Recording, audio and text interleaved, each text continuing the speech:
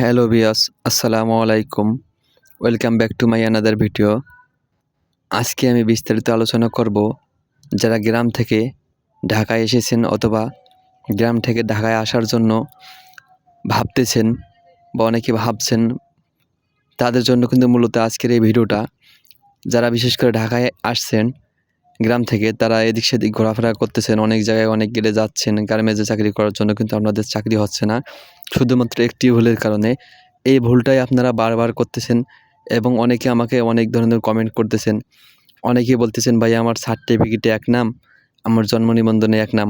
আবার অনেকে বলতেছেন আমার জন্ম নিবন্ধনে যে নাম আছে এবং আমার সার্টিফিকেটে অন্য নাম, অর্থাৎ আরেকজনের সার্টিফিকেট নিয়ে আসছেন। অনেকে বলতেছে, ভাই আমার জন্ম নিবন্ধনের কার্ডে এখনও বয়স হয়নি, অন্যজনেরটা নিয়ে আসছি। এই বিষয়ে বিভিন্ন ধরনের প্রশ্ন থাকে আপনাদের, যে এসব সার্টিফিকেট কিন্তু নিয়ে আসলে চাকরি হয় না।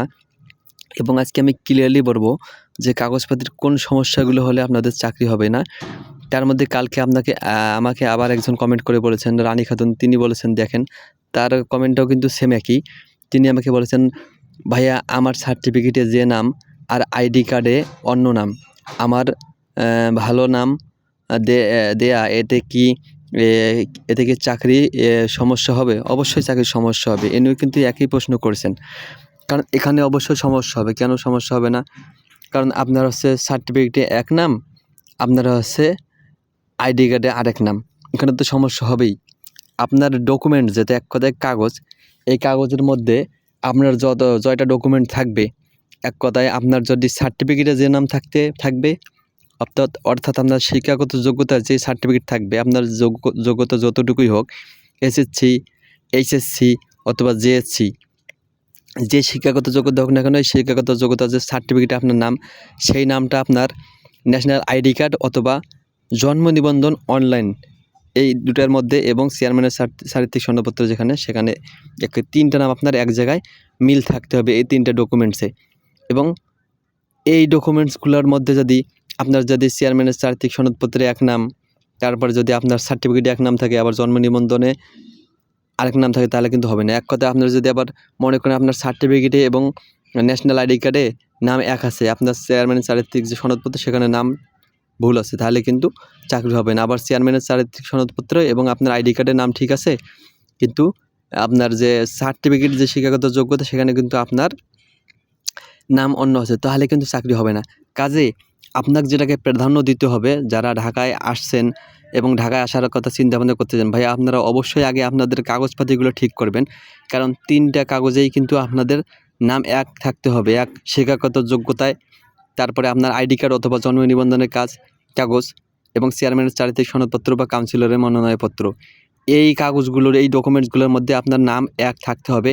এবং সেই সাথে আর একটা কথা জানিয়ে রাখি, বর্তমান গার্মেন্টসে কিন্তু ন্যাশনাল আইডি কার্ড লাগে চাকরি করার জন্য, অথবা অন্য গার্মেন্টসে কিন্তু জন্ম নিবন্ধনের কাগজ নিলেও কিন্তু তারা অনলাইন, অর্থাৎ ডিজিটাল যে অনলাইন জন্ম নিবন্ধনের কাগজ থাকলে সেটা কিন্তু তারা নেয়। কারণ অনলাইন ছাড়া কিন্তু বর্তমান জন্ম নিবন্ধন দিয়ে কিন্তু চাকরি হচ্ছে না।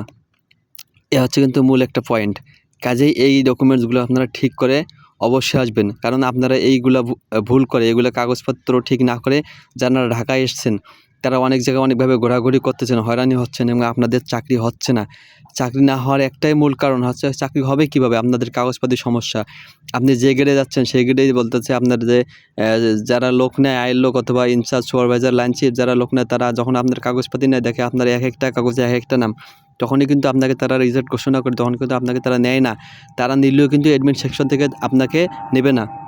এই জন্যই কিন্তু ডকুমেন্ট ঠিক করতে হবে। আবার আরেকটা সমস্যা হয় এক ধরনের, যে আপনি আরেকজনের, আপনার জন্ম নিবন্ধনের কাগজ আছে বা আইডি কার্ড যে কোনো একটা আছে, তার মধ্যে চেয়ারম্যানের চারিত্রিক সনদপত্র আছে, কিন্তু আপনি শিক্ষাগত যোগ্যতা নেই, অর্থাৎ আপনার কোনো শিক্ষাগত যোগ্যতা নেই, আপনি আরেকজনের সার্টিফিকেট নিয়ে আসছেন, তাহলে কিন্তু আপনার চাকরি হবে না। কারণ বর্তমান কিন্তু ভাই একটাই আধুনিক প্রযুক্তির যুগ, সেখানে কিন্তু কম্পিউটার যখন তারা সার্টিফিকেটের কোড নাম্বার দেখে যখন সার্চ দিবে, তখন যার সার্টিফিকেট তার কিন্তু ছবি চলে আসবে।